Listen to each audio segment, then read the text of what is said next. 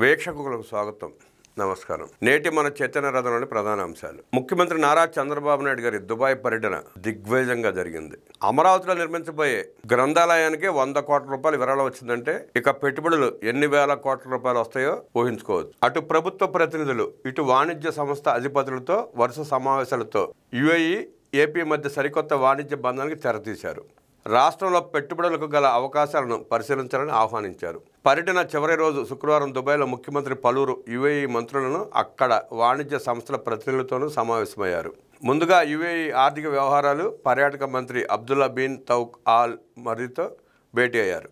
UAE, ఆంధ్రప్రదేశ్ల మధ్య వాణిజ్య బంధాన్ని పెంపొందించే అంశంపైన, లాజిస్టిక్స్, రవాణా, మౌలిక సదుపాయాల రంగాల్లో పెట్టుబడుల గురించి ఇరువురు నేతలు చర్చించారు. భారత్, యుఏఈ దేశాలు నాలెడ్జ్ ఎకానమీపై ప్రస్తుతం దృష్టి పెట్టినట్టుగానే ఆర్టిఫిషియల్ ఇంటెలిజెన్స్ ద్వారా పాలన, పౌర సేవలను మరింత మెరుగ్గా అందించే అంశంపై ఏపీకి సహకారం అందించాలని ముఖ్యమంత్రి కోరారు.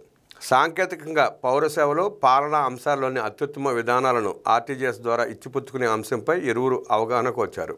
ఆర్టిఫిషియల్ ఇంటెలిజెన్స్లో కొత్త ఆవిష్కరణలు, స్టార్టప్లను ప్రోత్సహించేలా Ratan Tata innovation hub, Dubai silicon oasis మధ్య కొత్త భాగస్వామ్యాలను ఏర్పాటు చేసే అంశంపై రెండు ప్రభుత్వాలు ఒక అంగీకారానికి వచ్చాయి. ముఖ్యంగా ఆహార భద్రతకు సంబంధించి ఏపీతో కలిసి పనిచేసేందుకు యుఏఈ ఆర్థిక వ్యవహారాల మంత్రి ఆసక్తి కనబరిచారు. యుఏఈ విదేశీ వాణిజ్య మంత్రి దాని బిన్ అహ్మద్ జియౌదీతో ముఖ్యమంత్రి చంద్రబాబు తన బృందంతో సమావేశమయ్యారు. ఈ సందర్భంగా రెండు పక్షాల మధ్య వాణిజ్యం, పెట్టుబడులు, ఆర్థిక సహకారం అంశాలపై చర్చ జరిగింది.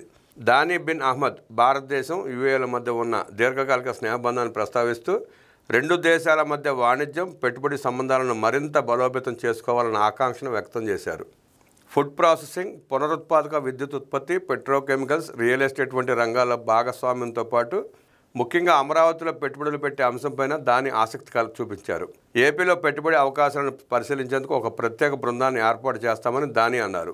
త్వరలోనే రాష్ట్రాన్ని సందర్శిస్తామని చెప్పారు. Dubai virtual assets regulatory authority managing director Deepa Raja కార్బన్తో ముఖ్యమంత్రి చంద్రబాబు సమావేశమై చర్చలు జరిపారు. Digital economy, fintech, blockchain, virtual asset regulation, crypto, digital transaction security రంగాల్లో ఆంధ్రప్రదేశ్, దుబాయ్ మధ్య భాగస్వామ్య అవకాశాలను ముఖ్యమంత్రి విశ్లేషించారు.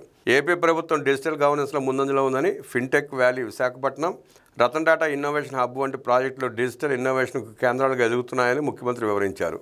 Virtual asset regulator framework, digital currency safety norms, blockchain ఆధారిత ప్రభుత్వ సేవల అమలుకు సంయుక్తంగా పనిచేయాలని ముఖ్యమంత్రి ప్రతిపాదించారు. దీనికి దీపారాజా సముఖత వ్యక్తం చేశారు. అలాగే క్రౌన్ ఎల్ఎన్జీ సీఈఓ స్వపన్ కటారియాతోనూ ముఖ్యమంత్రి భేటీ అయ్యారు. ఎల్ఎన్జీ, గ్రీన్ ఎనర్జీ రంగాలలో ఆంధ్రప్రదేశ్, క్రౌన్ ఎల్ఎన్జీ మధ్య భాగస్వామ్య అవకాశాలపై ఇరువురు మాట్లాడుకున్నారు. ఆంధ్రప్రదేశ్లో దీర్ఘకాలిక పెట్టుబడి అవకాశాలను పరిశీలిస్తామని కటారియా చెప్పారు. మరోవైపు ట్రైస్టార్ గ్రూప్ సీఈఓ యూజన్ మెయిన్తో సమావేశమైన ముఖ్యమంత్రి లాజిస్టిక్స్, ఇంధన రవాణా, supply chain management, green fuels రంగాల్లో ఆంధ్రప్రదేశ్లో పెట్టుబడులకు ఉన్న అవకాశాలను వివరించారు. ఏపీ సుదీర్ఘ తీర ప్రాంతం కలిగి ఉందని, పోర్టులు, ఇండస్ట్రియల్ కారిడార్, లాజిస్టిక్స్ హబ్ల అభివృద్ధికి ఆస్కారం ఉందని తెలిపారు. ఆస్టర్ గ్రూప్ వ్యవస్థాపకుడు డాక్టర్ ఆజాద్ మూపెన్తోనూ ముఖ్యమంత్రి భేటీ అయ్యారు. సమావేశంలో ఆరోగ్య సేవల విస్తరణ, medical education, telehealth, health care infrastructure అభివృద్ధి అంశాలపై చర్చించారు. ఆంధ్రప్రదేశ్ ప్రభుత్వం పీపీపీ పద్ధతిలో సూపర్ స్పెషాలిటీ హాస్పిటల్స్, మెడికల్ కాలేజీలు, హెల్త్ టెక్నాలజీ ఇన్నోవేషన్ సెంటర్ల ఏర్పాటుకు ప్రాధాన్యత ఇస్తోందని ముఖ్యమంత్రి వివరించారు. ఏపీలో ఆస్టర్ గ్రూప్ పెట్టుబడులు పెట్టి అంతర్జాతీయ స్థాయి మెడికల్ సదుపాయాలు స్థాపించాలని ఆహ్వానించారు.